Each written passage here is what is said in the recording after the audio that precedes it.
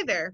We're presenting our work today on the hemocompatible tunable blood shunt for Norwood recipients with single ventricle physiology.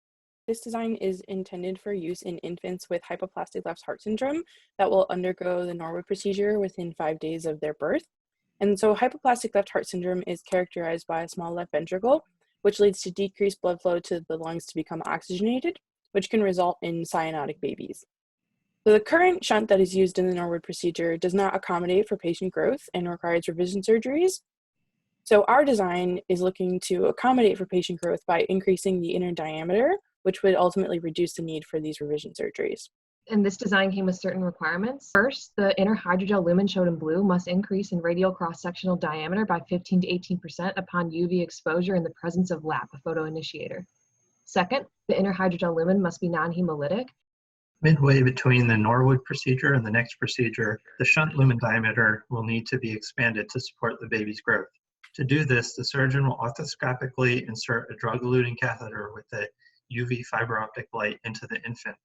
When the catheter is in position, the LAP photoinitiator will be released and allowed to diffuse into the hydrogel lumen.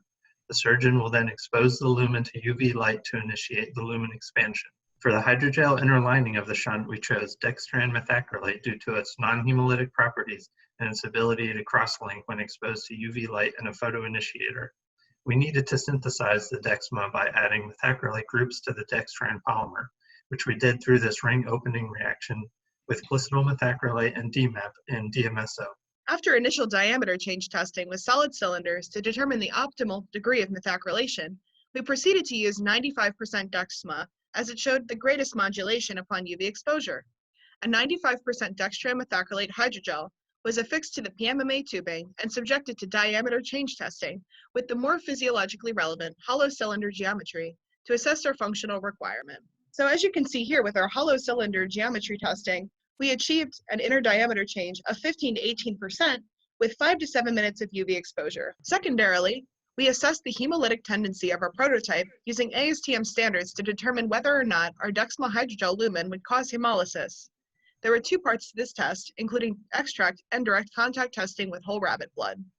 As you can see, our dexma performed equivalently to low-density polyethylene negative control biomaterial for extract testing and outperformed the low-density polyethylene in direct contact testing.